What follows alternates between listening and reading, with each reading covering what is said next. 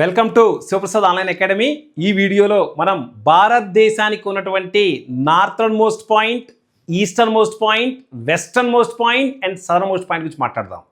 So మనకు ఫస్ట్గా northern most point మనకు కిలిక్ దావన్ పాస్లో జమ్మూ అండ్ కాశ్మీర్లో మంచుతో కప్పబడిపోయినటువంటి ప్రాంతంలో మనకు ఈ యొక్క నార్థర్న్ మోస్ట్ పాయింట్ ఉండటం జరిగింది. So northern most point Indira Col అనేటువంటి పాయింట్, కిలిక్ దావన్ పాస్. అలా కాకుండా వెస్ట్రన్ మోస్ట్ పాయింట్ గురించి మనం మాట్లాడితే గౌహర్ మోథీ అనేటువంటి పాయింట్ వెస్ట్రన్ మోస్ట్ పాయింట్. ఇది రాన్ ఆఫ్ కచ్ అనేటువంటి చిత్తడి నేలలలో గుజరాత్లో ఈ పాయింట్ ఉండటం జరిగింది. సో దాంతోపాటుగా మనకు eastern most point of India వచ్చేసేసి మనకు అరుణాచల్ ప్రదేశ్లో పట్కాయిబం కోచల్ ప్రదేశ్లో ఉన్నది, దాని పేరే ధాంగ్. సో ఈ ధాంగ్ అనే ప్రదేశానికి ఒక ప్రత్యేకత ఉంది.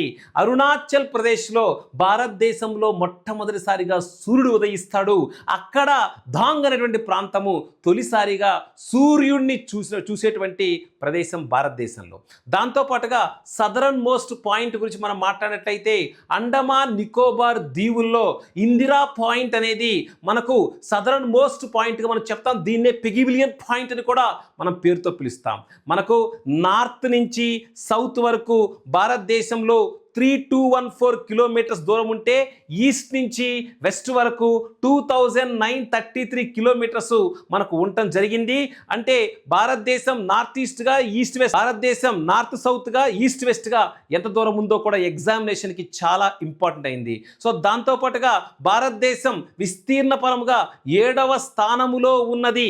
భారతదేశం యొక్క విస్తీర్ణము దగ్గరగా వచ్చేసేసి 32,87,263 చదరపు కిలోమీటర్లు భారతదేశం యొక్క విస్తీర్ణం ఉన్నది.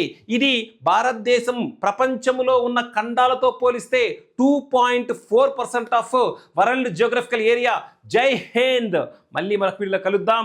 మీ విజయాన్ని ఆకాంక్షిస్తున్నటువంటి ఎస్పీ ఆన్లైన్ అకాడమీ. ధన్యవాదములు.